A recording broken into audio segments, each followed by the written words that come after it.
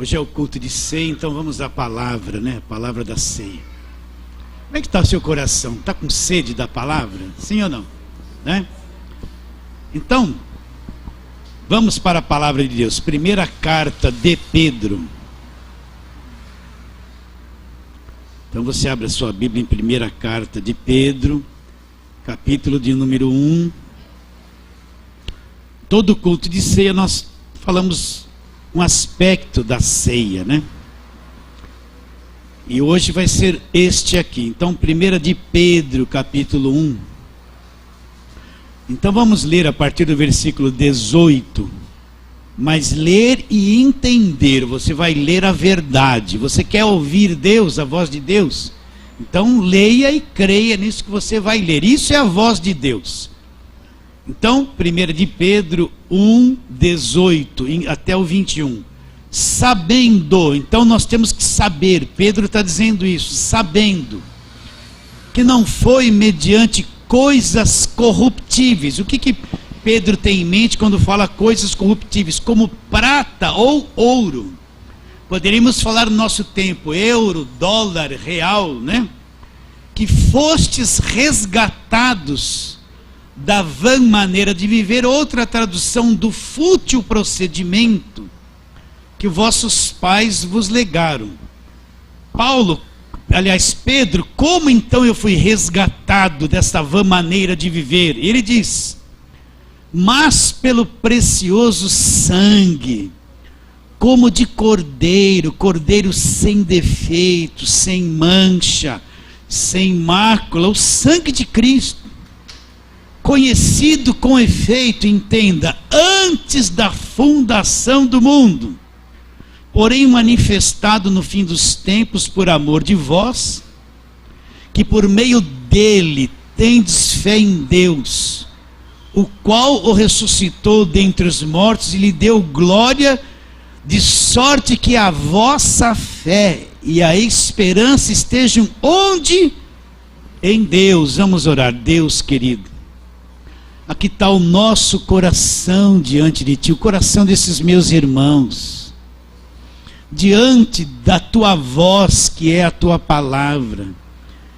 Senhor, venha abrir o nosso entendimento, Senhor, venha clarear, nos dar uma visão clara da ceia, porque tanta gente toma ceia e não sabe nem por que faz isso. É um ritual uma vez por mês, ou dependendo de quantas vezes for. Não tem discernimento que a ceia é uma coisa poderosa, ensina, expressa o poder do Evangelho. Assim abra o nosso entendimento, Senhor, que Espírito Santo que está em nós nos conceda uma visão clara da ceia. Se nós oramos pela fé, crendo em nome de Jesus. Amém. Então marca aí 1 de Pedro, onde nós lemos. E agora vamos lá para 1 aos Coríntios 11, onde nós lemos o texto da ceia. Então 1 aos Coríntios 11. O que é a ceia? O que significa a ceia? É isso aqui que Paulo diz. Olha lá. Olha o versículo 26 somente. Porque todas as vezes que comerdes o pão da ceia, que Paulo está orientando, e beberdes o cálice, o que eu estou fazendo? Todas as vezes que eu vou comer do pão, eu vou beber do cálice, o que eu estou fazendo? O que significa isso? Por que eu faço isso? O que isso quer dizer? Então ele diz: anunciais a morte do Senhor. Até quando eu tenho que fazer isso? Olha, ele responde: até que ele venha, até a segunda vinda de Cristo aqui na terra, a igreja tem que praticar isso. Então, o que é a ceia? É anunciar a morte do Senhor. O que é anunciar a morte do Senhor? É anunciar todas as bênçãos que vêm através da morte dele na cruz por nós. Por que ele morreu? Porque é o centro da Bíblia. O centro do Evangelho é a morte de Cristo na cruz. O que isso me ensina? O que vem para mim deste acontecimento? Então, toda a ceia nós explicamos uma característica. E hoje nós vamos falar sobre o sangue. Quando você vai tomar o cálice, que Jesus Cristo disse: este cálice é o Novo Testamento no meu sangue. Então, surge o Novo Testamento no sangue do Senhor Jesus. Você vai tomar o cálice, representa o sangue do Novo Testamento. Então vamos falar um pouquinho deste sangue que foi derramado na cruz. Agora você volta lá para 1 de Pedro, porque isso tem que estar bem claro no seu coração. Você vive pela fé. Fé em quê? Na palavra de Deus. Então olha que Pedro fala na sua primeira carta, onde nós lemos: sabendo que não foi mediante coisas corruptíveis como prata ou ouro que fostes resgatados da vossa vã maneira de viver, ou do vosso fútil procedimento que os vossos pais os legaram. Para aí, o que Pedro está dizendo? Que pais são esses? São esses nossos pais de agora? Não. Quando Pedro fala dos nossos pais, a mente dele vai lá no primeiro casal, lá em Gênesis, Adão e Eva, que deles veio toda a raça humana.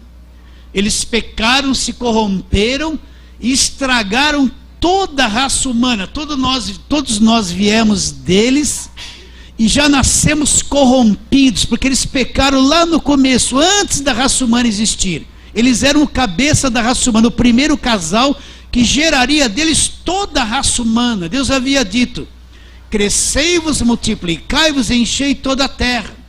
Só que eles desobedeceram a Deus, se tornaram pecadores, pegaram o vírus, para que você entenda, e geraram filhos e filhas, e todos nasceram contaminados, estragados. A raça humana toda é estragada, é pervertida, é corrompida, todos. Então, o que Pedro tem em mente? Ele está dizendo: não foi com coisas corruptíveis como prata ou ouro que vocês foram resgatados da vã maneira de viver, legada pelos pais. Ou seja, que vã maneira de viver é essa que foi legada por Adão e Eva? Essa coisa chamada pecado, que trouxe escravidão para a raça humana toda.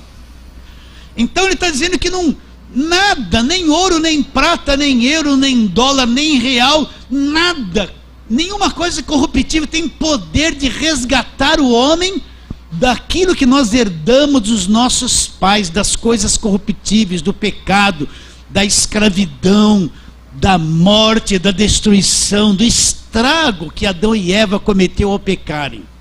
Mas como eu fui resgatado então? Então vamos analisar o que quer dizer resgatar. O que significa resgatar? Isso aqui, livrar do cativeiro, livrar do sequestro. Então vamos supor que uma família é sequestrada, ela é aprisionada num cativeiro, e se descobre onde as autoridades, os policiais descobrem onde essa família está. Os bandidos estão pedindo um resgate alto. Então os policiais vão lá, destrói aquele cativeiro, prende os bandidos, resgatam a família do sequestro. É isso que Pedro tem em mente. Então o que ele está dizendo? Não foi com coisas corruptíveis como prata ou ouro que fostes resgatados do cativeiro, do sequestro que o pecado e que o diabo tinha sobre a nossa vida. Então, o que ele quer dizer? Que aquele sangue que você vai beber o cálice, o sangue do Novo Testamento, da Nova Aliança, este sangue nos resgatou do sequestro, da prisão, do cativeiro. Todo crente nascido de novo, que é crente de verdade, não é religioso, que é uma nova criação, cumpriu-se na vida dele isso. Ele foi resgatado, tirado do cativeiro pelo sangue. Olha o poder do sangue de Jesus. Vocês entendem isso? No passado eu não entendia isso, e qualquer coisa eu falava assim: o sangue de Jesus tem poder. Tinha uma brecada forte: o sangue de Jesus tem poder. O sangue de Jesus... Poder para quê? Eu não sabia. Eu pensava que era uma palavrinha mágica que você falava assim, e o diabo ficava com medo e fugia, Então, o sangue de Jesus, ninguém mais falava tem poder, falava o sangue de Jesus, o sangue de Jesus, era só o sangue de Jesus. Poder para quê? Primeiro, o sangue de Jesus foi derramado para quem? Para Deus, como uma oferta, como sangue da expiação, como sangue da purificação dos pecados. Então, Jesus derramou seu próprio sangue para Deus como um sacrifício, não foi para o diabo. E esse sangue que ele derrama na cruz tem o poder para aquele que acredita de verdade.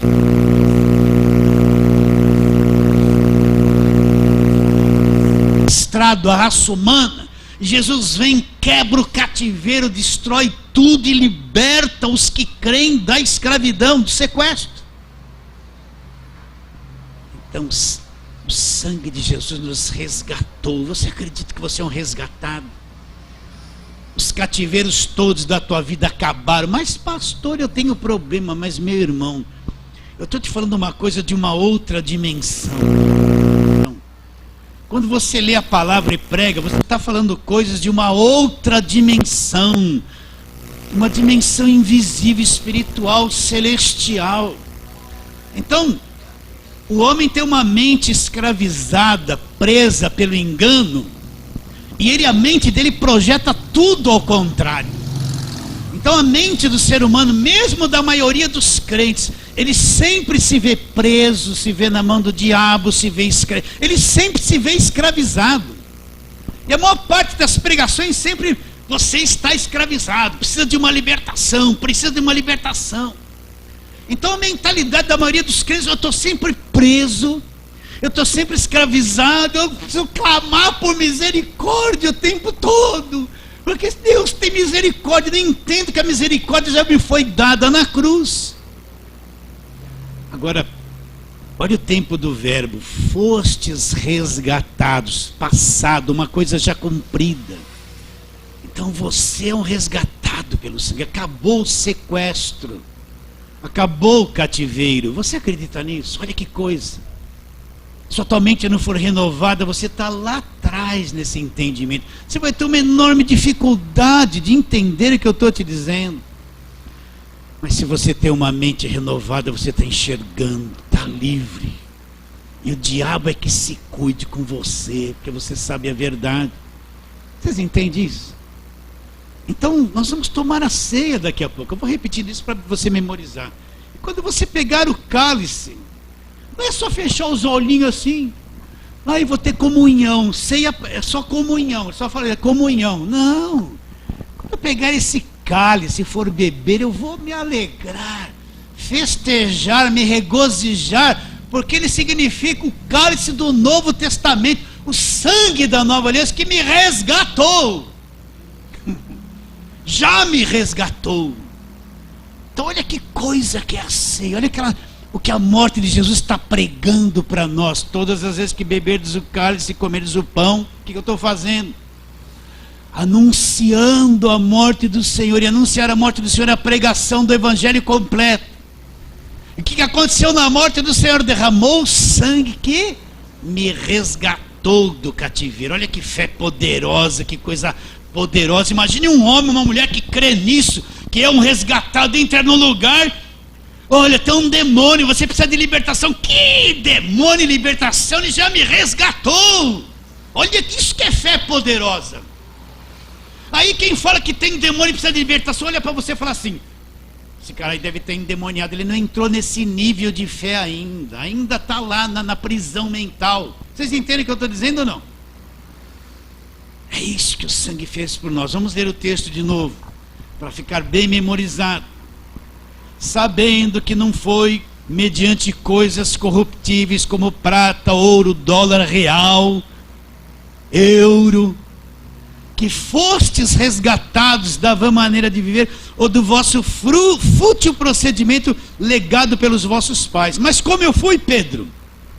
Mas pelo precioso sangue, como de cordeiro. Lá, agora a mente de Pedro vai lá para Êxodo 12, quando Deus disse assim: vocês vão pegar um cordeiro sem defeito, macho de 1 ano, que não seja defeituoso, puro, perfeitinho. Vocês vão matar, passar o sangue nos umbrais da porta.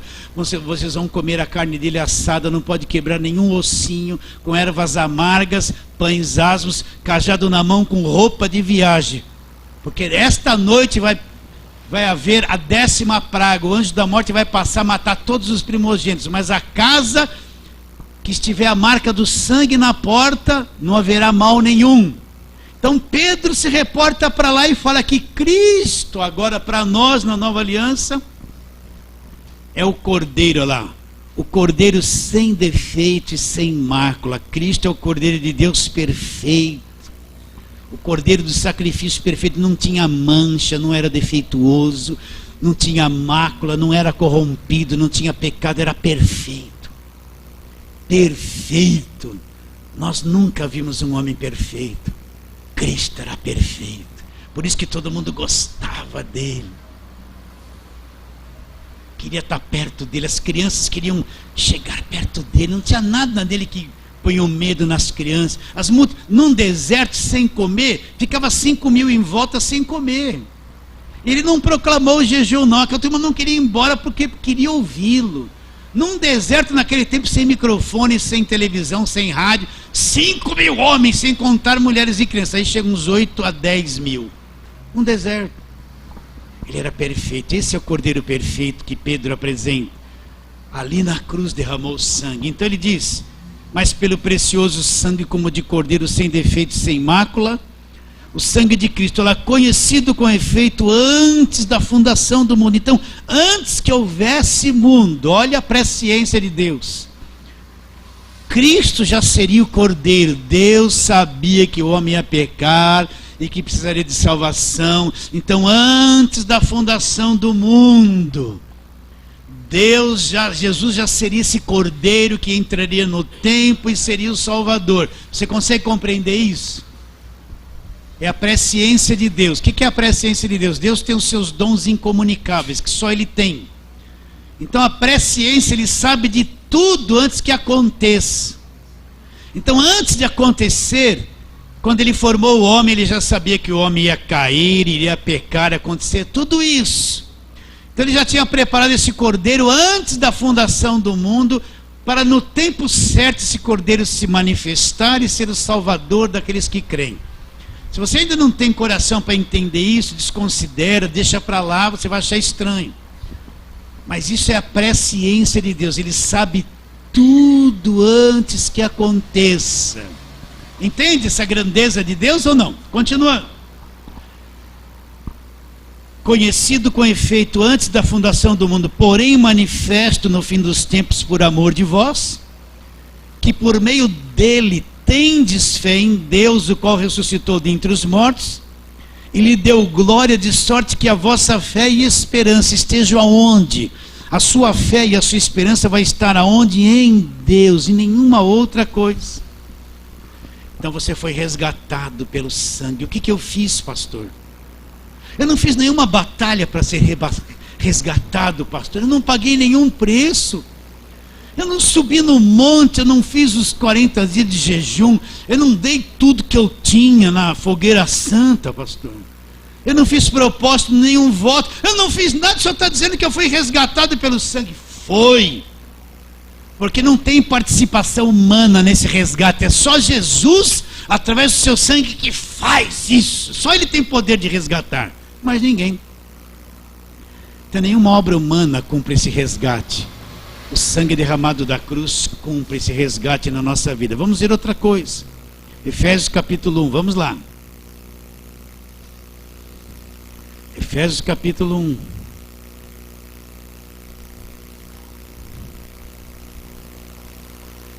Você lê bastante esse texto comigo, desde o versículo 3, mas a tônica é o 7. Efésios 1:3, bendito Deus e Pai de nosso Senhor Jesus Cristo, que nos abençoou com toda sorte de bênçãos, materiais ou espirituais? Espirituais. Onde estão estas bênçãos? Não estão aqui na terra, nas regiões celestiais em Cristo, é lá que elas estão. Assim como nos escolheu nele, olha a presciência de Deus, assim como nos escolheu nele em Cristo. Quando que você foi escolhido? Antes da fundação do mundo. Então Cristo foi separado antes da fundação do mundo? Foi. E você foi escolhido antes da fundação do mundo? Foi. Mas pastor, eu nem existia ainda. Mas Deus, na sua presciência, já tinha te visto. Olha como ele é grande. Então ele sabia que o Valdir ia nascer, não vou falar o ano que eu estou velho, né? 1957, no mês de julho, num frio terrível nessa cidade de São Paulo. Olha lá, o Valdir vai nascer, na presciência dele, ele me viu. Eu nem sabia de nada, nem minha mãe, nem ninguém. E ele vai crer, é o escolhido. Entende isso ou não? Ah, pastor, isso é meio estranho. Sabe por que é estranho? Porque nunca ninguém te ensinou essas coisas. Eles só falaram assim para você: ô glória, você ficou no glória, está no glória até hoje, não saiu dele, não saiu do glória, não entrou nessas coisas. Então nos escolheu nele antes da fundação do mundo. Então eu imagino um Deus presciente que sabe tudo, com aquela visão de toda a raça humana, dos que iam crer e dos que não iriam crer. Então ele olhou e viu todos os que iriam crer, e escolheu todos esses porque eles iriam crer. Você acredita nisso?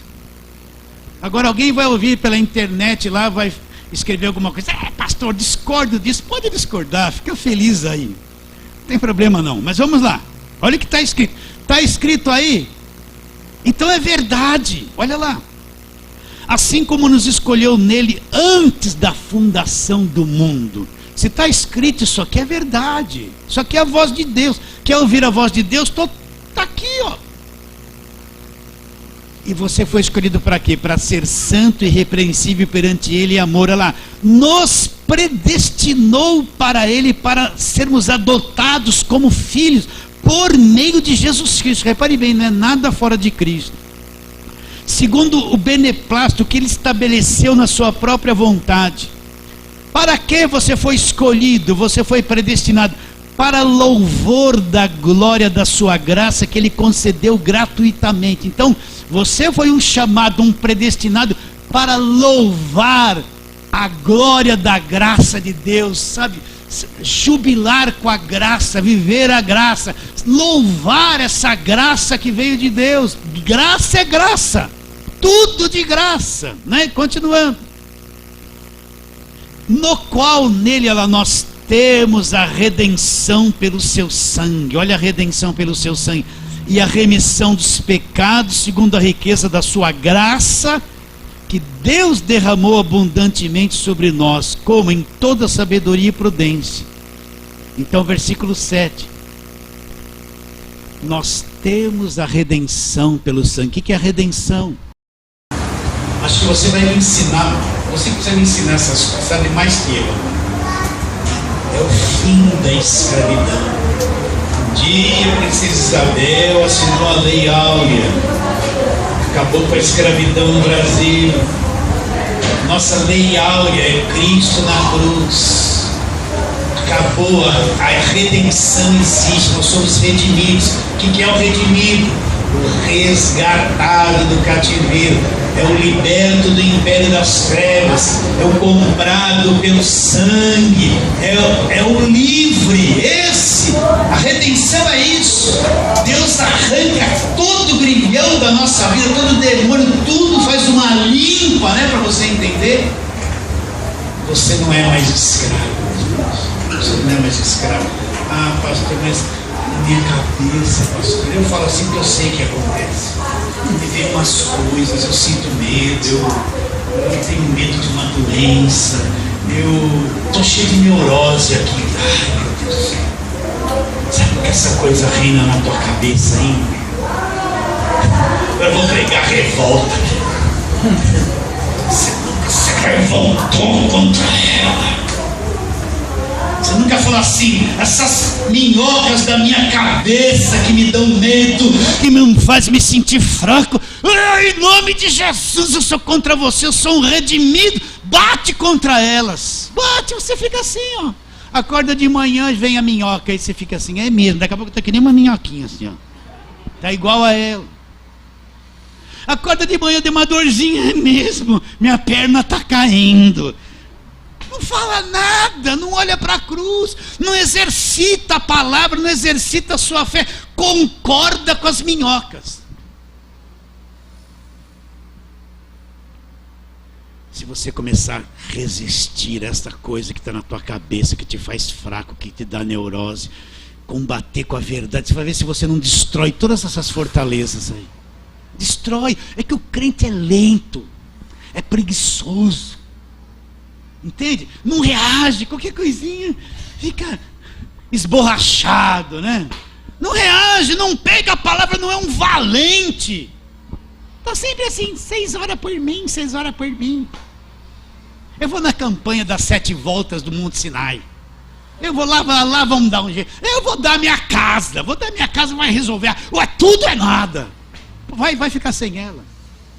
Mas não reage, não adquiriu ainda uma liberdade mental. A tua mente é tua, não é do diabo, não é do medo, não é de ninguém. Pegue a palavra, fale ela, exerceu. É um treinamento. De vez em quando você vê um cara musculoso, parece o Hulk, né? Todo musculoso, ele passa assim, né? O cara fica 8 horas por dia se matando. Aí você vê assiste novela, pode assistir, problema é seu. Eu gosto de assistir o jogo do Corinthians. Os corintianos deram risada, né? Aí você vê essas mulheres de novela tudo magrinha, elas ficam na academia dia e noite e dia, não come nada, só lambe. Uma disciplina terrível. E o crente é lento para trabalhar a mente dele, lento para crer na palavra, tudo é muito lento, está fora do ar toda hora, muito lento, não tem vigor, não tem, sabe aquela coisa pela verdade, fica nessa lentidão, nessa mornidão. Meus irmãos, será que você enxerga o que eu estou te dizendo? A minha mente no passado era escravizada por tanta coisa. Quando eu descobri isso, eu não fiz a revolta contra Deus, não. Eu fiz a revolta contra a minha cabeça mesmo, os pensamentos. Entende isso? E eu descobri a redenção. Você já é livre. Reaja, não fica. Quando eu era pequeno, assistia o Leãozinho. Era o Lipe e o Hard, né? Quem já tem 50 e poucos anos. Então o leão queria fazer as coisas, vinha o Hard lá atrás. Dinha, Zar, Dinha, Zar. Tá cheio de Hard no meio da igreja. Dinha, Zar. Não tá? Até lá vista. Então, olha, versículo 7, no qual temos a redenção pelo seu sangue. Olha o tempo do verbo, meus queridos, passado nós já temos, é presente, temos agora, e a remissão, lá de todos os pecados. Vamos correr, Hebreus 9:12, rapidamente, né? O que diz 9:12? Ele fala assim, quando porém, 9:11-12, quando porém veio Cristo como sumo sacerdote dos bens já realizados, mediante o maior e mais perfeito tabernáculo, não feito por mãos, quer dizer, não desta criação, não por meio de sangue de bodes e de bezerros, mas pelo seu próprio sangue, entrou nos santos dos santos uma vez por todas, ele obteve para nós, tendo obtido o quê? Uma eterna redenção. Essa redenção, esse livramento, essa tirada do cativeiro, do sequestro, é eterno, nunca mais você vai voltar para lá. A redenção é eterna. Se ela é quebrada e você volta a ser escravo, ela não é eterna. A Bíblia mentiu. A redenção é eterna. Nunca mais você vai voltar para o cativeiro, porque Ele te redimiu, Ele garante isso. É eterna, não tem fim a redenção. Agora eu sinto em dizer, muitos ainda nunca viram isso. Estão tão longe de ver essa redenção. Vou falar muito dela para você, muito. Vou ter que pular algumas coisas, tá bom? Apocalipse 1:5, vamos lá, esse é fácil, Apocalipse 1:5. Ele diz, eu gostaria de ler muita coisa, mas tem que ser só os versículos 4, Apocalipse 1:4. João, às 7 igrejas que se encontram na Ásia, graça e paz. Até em Apocalipse eles se cumprimentam, graça e paz, né? A vós outros, da parte daquele que é, que era e que há de vir, da parte dos 7 espíritos que se acham diante do seu trono, e da parte de Jesus Cristo, a fiel testemunha, o primogênito dos mortos e o soberano dos reis da terra, aquele que nos ama e pelo seu sangue nos libertou de nossos pecados. E que mais ele fez? E nos constituiu reinos e sacerdotes para o seu Deus e Pai. A ele a glória, domínio pelos séculos dos séculos. Amém. Então ele nos libertou dos nossos pecados e nos constituiu um reino de sacerdote. Através dessa libertação, nós passamos a ser um reino de sacerdote. Todo crente do Novo Testamento é um sacerdote. É um sacerdote. Entra direto na presença de Deus, no Santo dos Santos, direto, não tem obstáculo. Como que ele fez isso? Com seu sangue, o sangue da nova e eterna aliança, o sangue do Novo Testamento, o sangue do resgate. Colossenses 1:20. Vamos lá, Colossenses 1:20. O que fala em Colossenses 1:20? Ele fala que este sangue removeu a parede da separação. Colossenses 1:20. E que, havendo feito a paz, entenda isso, pelo sangue da sua cruz, por meio dele reconciliasse consigo mesmo todas as coisas, quer sobre a terra e quer nos céus. Até aí. E que, havendo feito a paz pelo sangue da sua cruz. Então, quando ele derrama o sangue na cruz, todo obstáculo que tinha entre o homem e Deus, os pecados, as barreiras, os Golias, as muralhas, as Jericós, tudo que se interpunha é removido pelo sangue da cruz. A muralha caiu, Golias caiu, os pecados caíram, a barreira caiu, acabou tudo os obstáculos. Então ele fez a paz pelo sangue da cruz. Todo aquele que é um resgatado pelo sangue está em paz com Deus, e Deus está em paz com ele. Pastor, e os meus defeitos? Mesmo com todos os seus, os meus, os nossos defeitos, nós estamos em paz. O sangue trouxe a paz, removeu os obstáculos.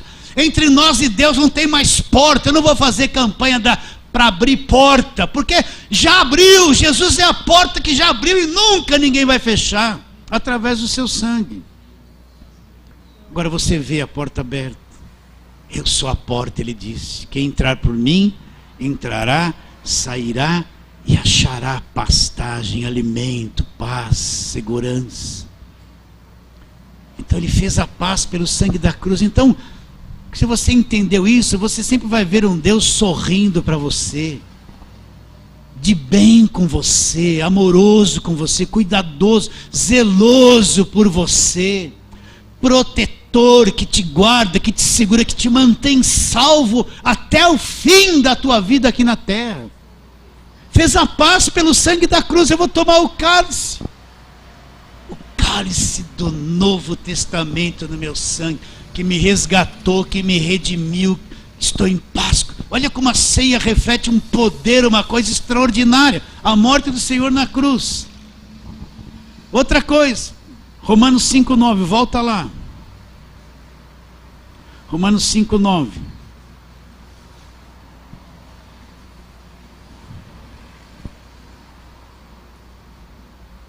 E diz assim, só o 9: logo mais agora, sendo justificados pelo seu sangue, seremos por eles, olha, leia e acredite, salvos da ira. Logo mais, muito mais. Quando? Agora. Logo, muito mais agora, sendo justificados pelo seu sangue. O que vai acontecer com quem foi justificado pelo sangue? Seremos por eles salvos daí. Então você não vai entrar na ira de Deus, no castigo de Deus, no julgamento de Deus, na condenação de Deus. Sendo salvos da ira. O que é justificado? Cristo me justificou, tomou a minha culpa na cruz e me aboliu da minha condenação. Deus olha para mim hoje Cristo pagou tudo no meu lugar e Ele me vê sem culpa, justificado. Justo aos seus próprios... Nem eu me vejo justo aos meus próprios olhos, mas Deus, através do sangue, me vê justo aos seus próprios olhos. Entende isso? Olha como Ele te vê bem, olha que visão que Ele tem de você. Então o sangue nos justificou. Atos 20 e 28, você já sabe de cor? Eu sei que sabe, mas vou ler.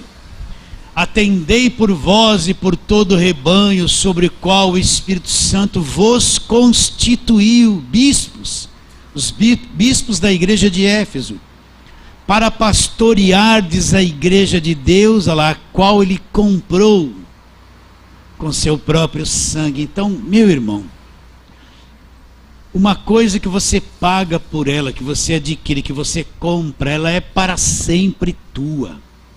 Ninguém pode tomá-la das tuas mãos, te tomar de volta, resgatá-la. Você pagou por ela, sim ou não?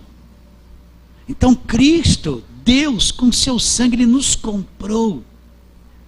Nos comprou, nós somos dele para sempre. Comprados, ninguém pode nos tirar da mão dele. Nós somos propriedade exclusiva dele. Ele pagou, o sangue é o pagamento do nosso resgate. Nos comprou com seu próprio sangue. Olha que segurança.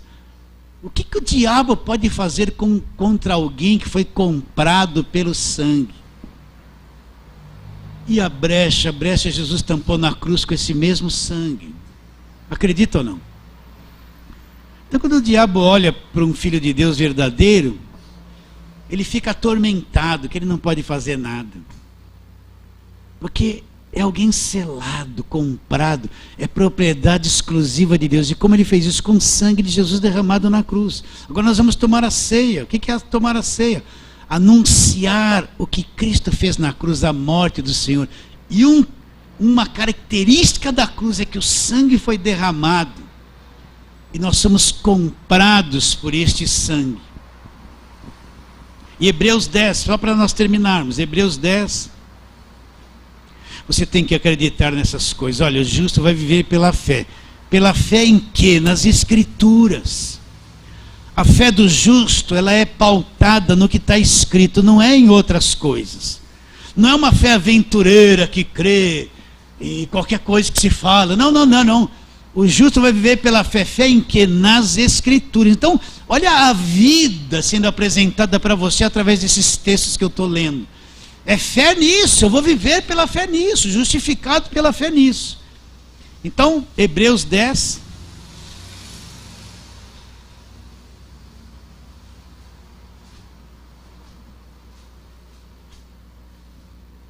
(19) em diante. Tendo, pois, irmãos, Hebreus 10. Eu estou no 10.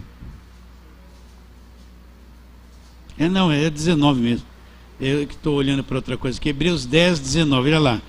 Tendo, pois, irmãos, intrepidez para entrar nos santos dos santos. Olha, presta atenção. Pelo sangue de Jesus. Como é que eu vou entrar nos santos dos santos? O que eram os santos dos santos no Velho Testamento? Aquela parte do tabernáculo, depois do templo, que o sumo sacerdote entrava uma vez por ano. Lá dentro tinha a arca da aliança, os querubins, a vara de Arão que floresceu, o maná, as tábuas da lei. Ele entrava lá para fazer expiação pelos pecados de todo o povo e pelos seus próprios pecados, uma vez por ano. E ali estava a presença de Deus, Deus oculto num compartimento. Então, ele está dizendo que agora, e ninguém mais da velha aliança podia entrar lá, a não ser uma pessoa autorizada. Então ele está dizendo que agora nós, do Novo Testamento, debaixo da cobertura do sangue de Jesus, nós temos intrepidez para entrar nos santos dos santos. Por quê? Que é a presença de Deus. Porque ele fala assim, ó, vou ler de novo. Tendo, pois, irmãos, intrepidez para entrar nos santos dos santos, pelo sangue de Jesus, o que nos qualifica a entrar? O sangue de Jesus, pelo novo e vivo caminho que Ele nos consagrou pelo véu, isto é, pela sua carne. Então, o que o sangue de Jesus proporcionou para nós? Ele abriu um novo e vivo caminho. No Velho Testamento não tinha esse caminho. Nenhum sangue de animais, sacrifícios, nada do Velho Testamento tinha esse novo e vivo caminho aberto, mas quando Cristo vem, derrama o sangue, abriu-se um novo e vivo caminho. Então qualquer um que crê em Jesus Cristo de todo o coração, que é salvo, tem acesso direto a Deus. Para esses não existe lugares santos. Lugar santo é onde você está. Estou na cozinha cortando cebola, pastor. É lugar santo. Porque ali mesmo você está na presença de Deus. Pastor, estou em cima do viaduto do chá dirigindo um carro, está tudo travado, estou num engarrafamento terrível. Ali é o lugar santo, porque ali o novo e vivo caminho está aberto diante de você. Você está entendendo? Você está indo lá para o norte do país, num avião lá em cima, vendo tudo cinza embaixo. Ali, o novo e vivo caminho está aberto diante de você, porque Jesus abriu com o seu sangue. Então não tem mais, eu vou no monte porque é lugar santo, eu vou no templo porque lá tem uma coisa especial, tira a sandália dos teus pés porque o lugar que você está é santo. Não, eu vou lá na igreja porque você só lá na igreja. Isso é religião, isso é o homem que quer que você acredite. O novo e vivo caminho está aberto em qualquer lugar que você está, você tem direto acesso à presença, acesso direto à presença de Deus. Qualquer lugar. Acabou aquela religiosidade do Velho Testamento. O caminho está aberto. Eu não preciso, ora por mim, não, eu oro por mim agora. O caminho está aberto, não está aberto só para ele orar. Ah, eu vou pedir para o pastor, porque a oração do pastor é melhor que a minha. Não é, o pastor quer que você pense que a oração dele é melhor que a sua, para você depender dele a vida toda. Errado, o apóstolo quer que você acredite que Deus só ouve a oração dele, para você ficar dependente dele, da igreja dele, uma vida toda. Para você achar que ele é tua cobertura espiritual. A missionária quer que você acredite que só ela vê, só ela tem oração forte para te abençoar, para você ficar dependente dela uma vida toda. Mas Deus quer que você proclame a tua independência, porque o novo e vivo caminho está aberto diante de você. Agora eu preciso acreditar. Quando eu vou orar é acreditar que está, porque a Bíblia diz que está. Agora eu não acredito. Eu vou lá para a irmãzinha do reteté, que bate assim, que faz assim, que roda assim, que faz assim, e de bufa. Aí no fundo ela fala, esquece. Vai que a bênção é tua, ela sai, a bênção é minha. Vai atrás, não acredita, vai atrás disso, fica escravo dessa gente. Mas aquele que acredita fala, irmãzinha, eu que preciso orar por você, porque você não está vendo nada. Para com isso, se arrepende, que é hora de mudança, irmã. É hora de mudança. Para com esse besterol aí. É hora de enxergar a verdade. O novo e vivo caminho está aberto. Pelo amor de Deus, veja isso. Pelo sangue de Jesus. Ah, Jesus é maravilhoso. Jesus é maravilhoso. A obra dele é maravilhosa. Enxerga isso comigo. Então está aberto. Agora nós vamos tomar ceia. Eu não vou ficar assim, ó, com aquela cara em comunhão, né? Ceia da vitória, da prosperidade, das portas abertas, da saída do vermelho, da conquista. Não, nada disso é ceia, isso é invenção do homem. Eu vou tomar ceia com inteligência, eu vou pegar o pão, beber o cálice. O sangue me resgatou, abriu um novo e vivo caminho, me justificou, me comprou, derrubou todas as paredes da separação, com uma fé poderosa. Crê nisso ou não? Aceita essa palavra? Então vamos participar da ceia. Eu quero chamar os que foram convidados oficiais de hoje que venham aqui.